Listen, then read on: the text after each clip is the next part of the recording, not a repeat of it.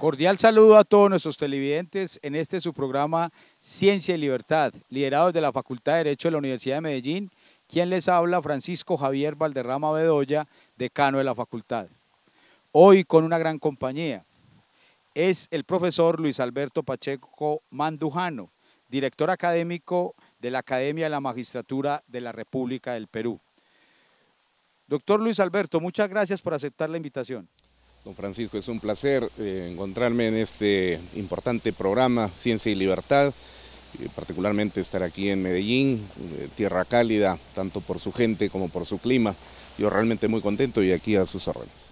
Bueno, quería mucho este programa, créame, porque soy un apasionado de la filosofía, no solamente por haberla estudiado y ser licenciado en filosofía, sino que siempre había querido como hacer una serie de filosofía del derecho y empezarla con usted.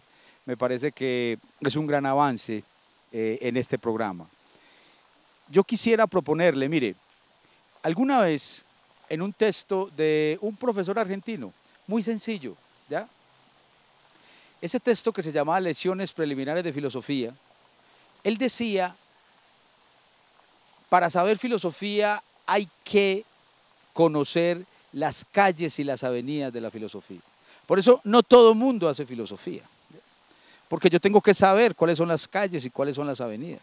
Entonces me gustaría que empezáramos hablando, para usted, ¿qué es la filosofía y qué relación hay entre esa filosofía desde el punto de vista general y la filosofía del derecho? Esa metáfora de las calles y las avenidas de la filosofía me parece que están relacionadas fundamentalmente con el tipo de lenguaje que se utiliza en el campo de la filosofía, que a veces suele ser un lenguaje no comprensivo para las personas. Ya Luis Althusser, en un texto publicado, si no me falla la memoria, en el año 1976 allá en Francia, en realidad una compilación de varias conferencias que él dio en diversas universidades europeas, señalaba que el principal problema que tenía la filosofía era precisamente el lenguaje, que no era accesible al público común y corriente, pero que tampoco era una cosa del otro mundo. Por lo tanto, entonces él proponía que para poder ingresar en esas calles y avenidas de la filosofía, el tipo de lectura que se debía dar en el campo de la filosofía y de otras formas de conocimiento como el derecho, que es algo que nos une, tenía que ser una lectura no horizontal, es decir, de esta lectura que se pasa línea tras línea y que está muy bien para una revista, para un periódico o para una novela de Gabriel García Márquez o Vargas Llosa, sino que tiene que ser una lectura vertical, es decir, una lectura en la que, identificando yo los términos, los conceptos que no son de mi uso frecuente, los momentáneamente retire del texto que yo estoy estudiando y que luego me remita a diccionarios especializados para poder hacer una definición y luego volver a leer nuevamente el texto, con lo cual entonces yo ya podré tener una mejor comprensión de lo que estoy leyendo y aprehender, ¿no? Con H intermedia, es decir, internalizar lo que se está queriendo transmitir. En esta medida, entonces, la filosofía, el día de hoy, definitivamente ya no puede ser, para contestar a su pregunta, la filosofía de los griegos ni la filosofía escolástica del medioevo. Yo creo que hemos llegado a una etapa en la que la filosofía, particularmente desde el Círculo de Viena en la década de los 20 y 30 del siglo pasado, hasta la fecha, ha pasado un estadio bastante superior en el que nos encontramos en un momento de epistemología, es decir, una filosofía de la ciencia, una teoría de la ciencia. Por lo tanto, la filosofía definitivamente tiene que ser la ciencia que estudie las leyes más generales de la transformación del ser, es decir, la realidad natural, el universo como tal, y la del pensamiento, que es la existencia abstracta de las cosas. En ese sentido, queda claro que el derecho como disciplina necesita de una fundamentación filosófica. Y si no, no podría tener una fortaleza como disciplina. Definitivamente. Y sobre todo, vea usted, porque la filosofía el día de hoy tiene un punto de partida, y ese punto de partida es la crítica de la ciencia, ¿no? La filosofía hoy, por hoy, no es una filosofía en la que yo me pueda estar preguntando cuál es el sexo de los ángeles, o cuánto pesa mi alma, o si Dios existe o no existe. Es una filosofía de la Edad Media. Vamos, tuvo su valor en su momento, pero el día de hoy vivimos una época de la ciencia, es un periodo de ciencia. El programa se llama Ciencia y Libertad. La filosofía tiene que tomar por objeto de estudio a la ciencia, criticarla pero en el sentido kantiano, es decir, dialéctico, y a partir de ello descubrir las leyes más generales de la transformación de esa parcela de la realidad a la que se está abocando la ciencia de la cual se está partiendo en estudio. El derecho es una ciencia y es una técnica, pero cuando se toma el derecho como una ciencia, la crítica de la ciencia es precisamente el elemento fundante de la filosofía del derecho, es decir, lo que podríamos bien llamar epistemología jurídica. Bueno, en ese sentido, las etapas teleológicas de desarrollo de la filosofía y la filosofía del derecho, ¿cuáles serían? Recordará usted que la filosofía, entendida en un sentido académico, comienza con los griegos, particularmente Tales de Mileto, cuando propone que el origen del universo es el agua, ¿no? Y luego viene Anaximandro y Anaxímenes y toda esa pléyade de clásicos griegos. Pero es Parménides realmente al que podríamos llamar, al decir de Julián Marías, el gran discípulo del español Zubiri, que Parménides introduce la reflexión abstracta en el campo de la filosofía para hacer metafísica, es decir, la comprensión del ser, esa que no se capta ni con los sentidos de la visión, del tacto, del olfato, del gusto, sino solamente con la aprehensión racional. Desde ese momento hasta la publicación en 1781 de la Crítica de la Razón Pura de Kant, la filosofía tiene por objeto de estudio el ser de las cosas, es decir, es una ontología. La filosofía es ontología durante todo ese periodo. Pero Kant, recordará usted que es estudioso de la filosofía, en la Crítica de la Razón Pura, dice, no es importante la comprensión del ser, sino cuál es la capacidad de conocer del hombre. Hasta dónde podemos conocer y cuáles son los límites. En ese momento la filosofía deja de ser ontología y pasa a ser una nociología, es decir, una teoría del conocimiento. Y ese elemento le empieza a dar base al desarrollo de la ciencia, hasta que con el Círculo de Viena, ya lo dijimos hace unos minutos atrás, la filosofía deja todos esos rezagos metafísicos que aún están presentes en la nociología y se convierte en una epistemología. Hoy, hacer filosofía seria implica hacer epistemología, es decir, una filosofía de la ciencia. Por eso es que hay filosofía de la física, filosofía de la matemática, filosofía del derecho, pero siempre partiendo del análisis crítico de la ciencia. Yo quisiera, doctor, que después de un corte me pudiera contestar qué es el derecho, ontológica o dialécticamente hablando. Le recordamos que estamos en nuestro programa Ciencia y Libertad, liderado desde la Facultad de Derecho de la Universidad de Medellín.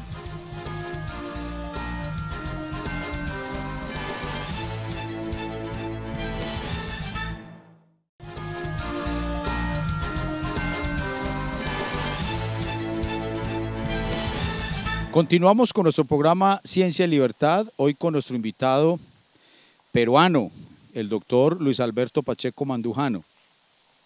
Doctor, para usted, entre toda esa experiencia que tiene desde la filosofía, desde sus mismos textos que conozco sobre filosofía del derecho, ¿qué es el derecho, ontológica o dialécticamente hablando? Mire usted, esa vieja pregunta que ya se habían formulado los romanos y que aprendemos los estudiantes de derecho en las aulas de pregrado, quid ius, ¿qué es el derecho? Es una pregunta sumamente fácil de elaborar, pero bastante compleja a la hora de responder. Sin embargo, los romanos ya nos habían dado algún atisbo de cómo responder a esta interrogante, y de hecho, en los 30 o 20 años recientes, a partir del día de hoy para atrás, un extraordinario epistemólogo, usted debe conocer, Carlos Santiago Nino, proponía como respuesta para esta pregunta ¿qué es el derecho? La división o separación entre lo que es un derecho objetivo y un derecho subjetivo, pero no en el sentido tradicional, sino ese derecho objetivo que está compuesto por tres elementos dialécticamente relacionados entre ellos, que en primer lugar hay que reconocer que el derecho es un fenómeno social. Los romanos decían, ubi societas ibi jus, ahí donde hay sociedad, ahí hay derecho. Es decir, el derecho no viene antes de la humanidad, como creían los jus naturalistas con la metafísica propia de su pensamiento, sino que el derecho más bien por el contrario surge de las entrañas mismas de las relaciones sociales para venir a resolver tres problemas fundamentales. Primero, otorgar control social a los grupos humanos, brindar seguridad en segundo término y resolver los conflictos interpersonales a partir de normas que se pueden establecer convencionalmente. Por lo tanto, el derecho es un fenómeno social ante todo y forma parte integrante de las relaciones sociales. En un segundo término, el derecho es orden jurídico. La pirámide de Kelsen está ahí presente, desde la Constitución al pináculo de la misma, y de la cual luego progresivamente se van deduciendo el conjunto de todas las otras normas jurídicas en un sentido de orden. Por eso es que se llama orden jurídico. Y una tercera forma de entender el derecho dentro de este ámbito del denominado derecho objetivo es la ciencia del derecho, que es lo que estudiamos nosotros, y usted como yo somos estudiantes de derecho y lo seremos hasta el día en que nos muramos. Las personas creen, las que no están vinculadas con el mundo del derecho, creen que cuando nosotros vamos a la facultad de derecho vamos a estudiar leyes. Nosotros no estudiamos leyes, nosotros estudiamos derecho. Que las leyes sean la parte más vistosa o visible del derecho es una cosa, pero esto es como un iceberg. El iceberg tiene una punta, ¿no es cierto? Esa punta es lo único que se ve del iceberg, pero debajo de la línea del mar hay algo mucho más grande e importante. El derecho es algo similar, le digo yo a mis estudiantes siempre en la universidad. Esa punta del iceberg que en el derecho se ve son las leyes, pero abajo hay algo más importante, el fenómeno social y lo que implica la ciencia del derecho. Ese conjunto es a lo que denominamos entonces derecho objetivo, pero que por sí solo no sería nada si es que no tendríamos cómo ejecutarlo y aplicarlo en la práctica. Ahí es donde viene el derecho subjetivo, es decir, la facultad que usted, yo y los televidentes que nos están observando en este momento tienen para ejercer facultades jurídicas, siempre y cuando ese hacer o no hacer no limite o perjudique el derecho de los demás. Entonces ahí es donde nosotros decimos que el derecho termina donde comienza el derecho de los demás. Yo tengo el derecho de celebrar mi cumpleaños, pero si vivo en un departamento, en un edificio multivivienda, yo no puedo pues celebrar mi cumpleaños con música estridente durante 4 o 5 días, lesionando los derechos a la paz y a la tranquilidad de los otros vecinos, ¿verdad? Entonces, ese derecho subjetivo de trabajar, de tener un nombre, de celebrar, qué sé yo, todos los derechos que conocemos, se vincula con el derecho objetivo y la relación dialéctica que existe entre ambos es lo que genera el derecho. Como lo he escuchado también, doctor, yo quisiera que me hiciera esa diferenciación entre derecho positivo y derecho natural, entendiendo, como lo dijo Heidegger, que el hombre es un ser arrojado al mundo. Lo primero que existe es el ser humano. Luego ese ser humano vive en sociedad, como usted muy bien lo dijo, lo recalcaron los romanos, ¿ya? Pero cuando vivía en sociedad se dio cuenta que necesitaba de un instrumento para vivir en convivencia. Y ahí fue cuando apareció el derecho. Entonces yo quisiera que nos hiciera ese balance entre la diferencia entre derecho positivo y derecho natural. Mire, vamos a tratar de hacerlo lo más sencillo posible. El derecho natural, como su mismo nombre lo dice, es una corriente, y además muy antigua, que proviene desde los tiempos de Platón y Aristóteles, que son los fundantes en aquella época, ¿no? Pero sobre todo potenciado el pensamiento a nivel de la Edad Media. Me parece que a partir de Hugo Grocio, con su de Iure Belli Ac Pacis, el derecho a la guerra y a la paz, lo que se proponía desde el campo del derecho natural o justnaturalismo es que en el universo todo está ordenado. De hecho, los griegos tenían una palabra para el universo, cosmos. La palabra cosmos, que es una palabra griega y suena así como la estamos utilizando en el castellano, significa orden. Reflexionaban los hombres del medioevo y decían que si hay orden es porque debe haber un respeto de normas. Y si hay normas, debe haber un legislador cósmico universal. Eso nos lleva entonces a una conclusión puramente racional de que hay un Dios creador del universo que ha emitido leyes, normas que ordenan el cosmos, y esas normas son precisamente las que le dan orden a este universo. El hombre, con su gran capacidad de reflexión y de raciocinio, lo que nos hace idénticos a Dios Cuando dice hagamos al hombre a imagen y semejanza nuestra, es decir, tener un pedacito del alma de Dios para poder pensar este mundo profundamente, ve ese cosmos y luego ve este caos. Caos es una palabra griega también antónima de cosmos, desorden. Entonces el hombre dice, ¿cómo es posible que no podamos hacer un cosmos en este caos? Y entonces lo que dice es, vamos a extraer entonces esos principios fundamentales del orden regulador del cosmos para luego sobre la base de esos principios construir las normas que tiendan a ordenar este caos social. Así que entonces el derecho vendría a ser anterior al hombre. Pero eso es metafísica, mi estimado doctor Valderrama, salvo que usted comparta en este punto de vista con una perspectiva de esta índole, que yo particularmente no la comparto. Yo pienso que el día de hoy, si siguiésemos nosotros pensando y reflexionando el mundo, tanto a nivel de la naturaleza como de la complejidad de la sociedad y del propio pensamiento humano, si lo siguiésemos pensando en términos metafísicos, no podría existir, para comenzar, ni siquiera este micrófono. Este micrófono es consecuencia del conocimiento que el hombre ha logrado obtener respecto de las cosas a partir de la ciencia. Por lo tanto, entonces, el derecho, que era una tierra fértil sobre la que crecía muy bien la metafísica de ese tipo de racionalismo y concebía que el derecho era de la naturaleza, llega el momento en el que con Hans Kelsen, influenciado por el Círculo de Viena durante la década de los años 20 y 30 del siglo pasado, se autopropone la tarea grandiosa y fenomenal de construir una auténtica ciencia del derecho, es decir, una epistemología jurídica. Y esa es la labor que llega a alcanzar con la teoría pura del derecho, y se llama pura del derecho porque elimina del conocimiento de lo jurídico cualquier influencia metafísica que no corresponde a este campo del conocimiento, o ya no debería corresponder, y entonces es ahí donde aparece una ciencia del derecho, y eso es el positivismo jurídico. Muy bien, doctor. Quisiera que después del corte, sé que se trabaja mucho en Perú, aquí también se explica al principio de la carrera del derecho, todo lo que tiene que ver con la teoría tridimensional del derecho. Le recordamos que estamos en nuestro programa Ciencia y Libertad, liderado desde la Facultad de Derecho de la Universidad de Medellín.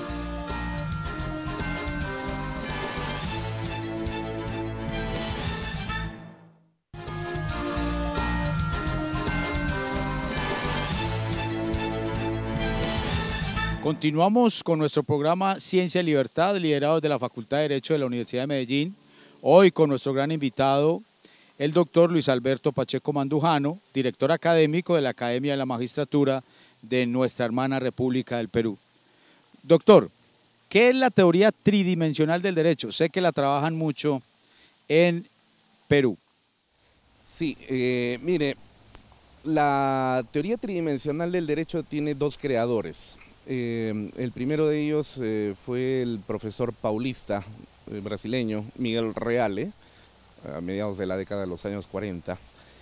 Y curiosamente, de manera paralela en el Perú, el profesor Carlos Fernández Cesareo también estaba pensando de la misma manera.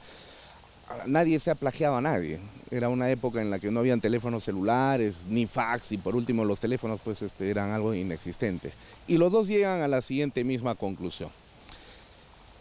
Mientras el justnaturalismo pensaba que el derecho debía apuntar a la realización de valores, particularmente con la justicia como el valor máximo, y el derecho positivo asumía de que el derecho no tenía nada que ver con la axiología, sino solamente eran normas jurídicas que debían aplicarse al caso concreto de manera deductiva, y los sociólogos asumían que el derecho nace de las relaciones sociales, se creía entonces que eran tres formas de entender al derecho.